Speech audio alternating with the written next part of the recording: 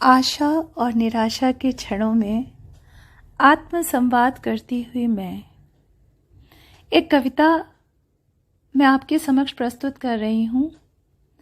मैं जीवन में बहुत आशावादी हूँ।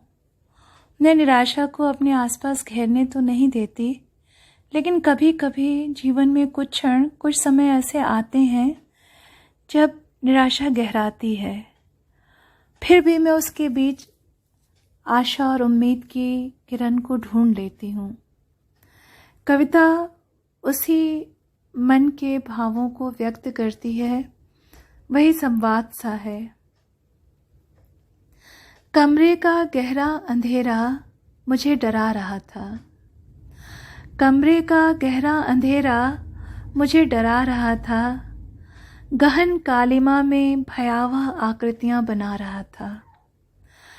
कमरे का गहरा अंधेरा मुझे डरा रहा था।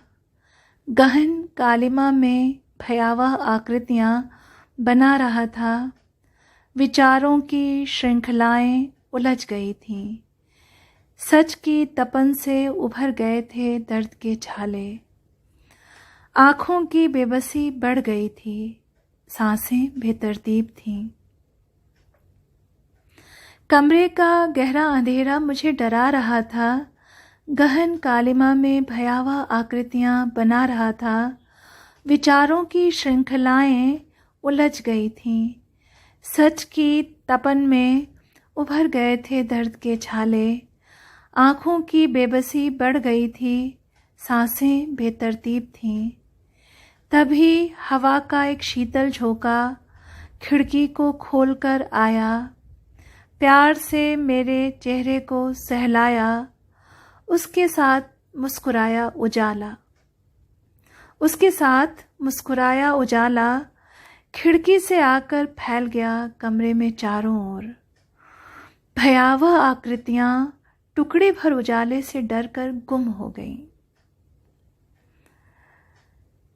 भयावह आकृतियां टुकड़े भर उजाले से डरकर गुम हो गईं। अंधेरे की ऐंठन ढीली पड़ गई। उजाले ने आँखों के दीपक में भर दी ढेर सारी रोशनी। उजाले ने आँखों के दीपक में भर दी ढेर सारी रोशनी। भीतर का डर मुझसे डर कर गुम हो गया। उजाले ने आँखों के दीपक में भर दी ढेर सारी रोशनी। भीतर का डर मुझसे डर कर गुम हो गया।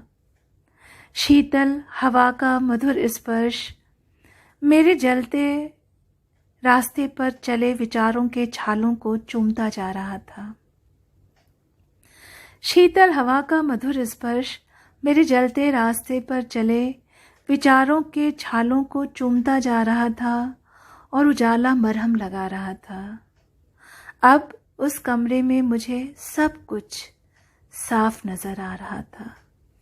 अब मुझे उस कमरे में सब कुछ साफ नजर आ रहा था।